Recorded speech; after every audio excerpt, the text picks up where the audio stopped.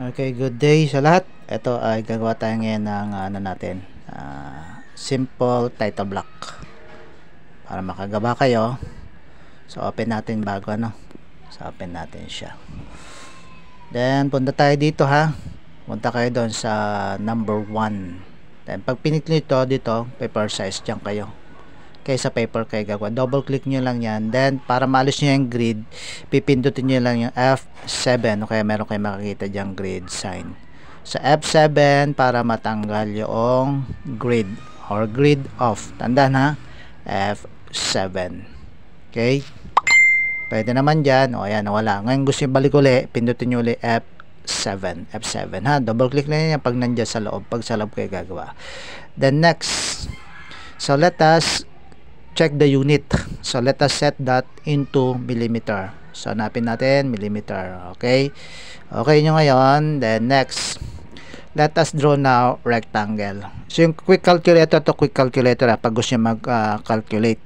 So pwede naman yan, right click nyo lang yan, makita nyo dito sa baba yung quick cal o calc. Ayan na siya, lalabas yan. Pick nyan para hindi na kayo mag compute dyan. Pwede na kayo mag-compute. Then kung ayaw nyo na siya, alisin nyo na, then i-close nyo na lang. Tandaan nyo, quick calc, right click.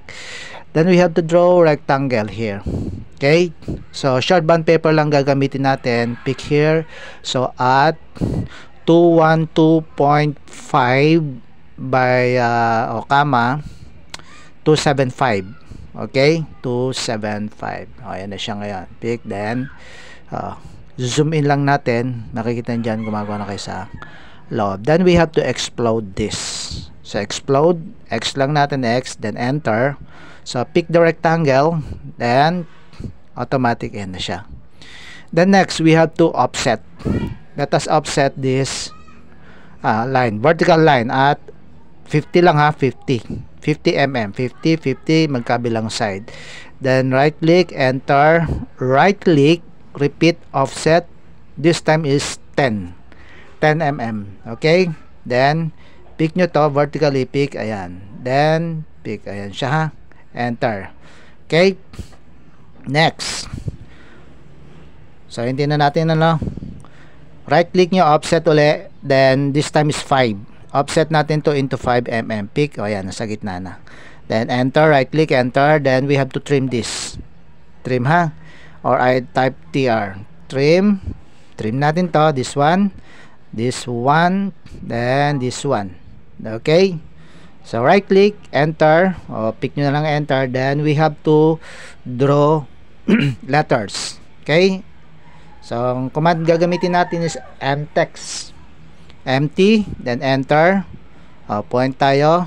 Okay, so gagawa muna tayo ng reference point natin dito. Okay, pick natin dito sa banda rito ha. So i-adjust na lang natin mamaya. Pick, pag pinik na natin, so saka natin isa-set yung height. Ito yung height ngayon.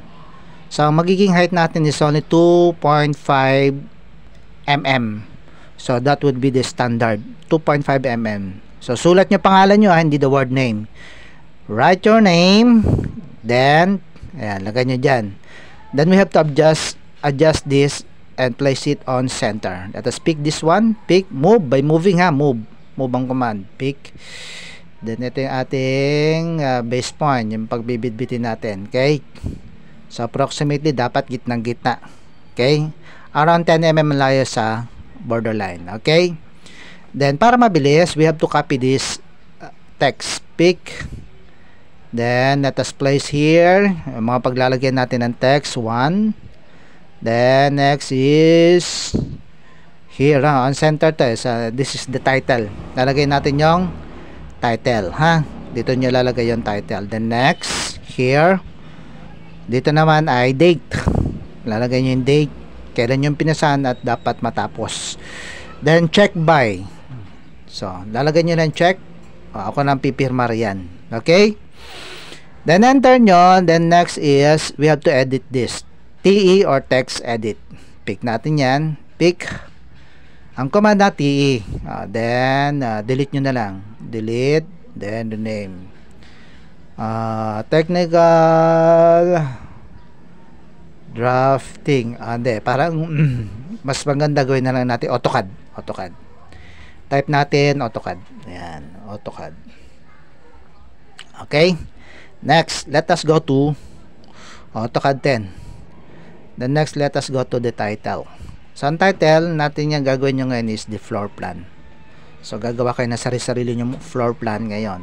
Okay, title is floor plan. Okay. The next, so ilalagay nyo na ngayon yung date. Okay, yung date not the word date. Lagay nyo na lang yung date. Let's say today is August 2, 2025.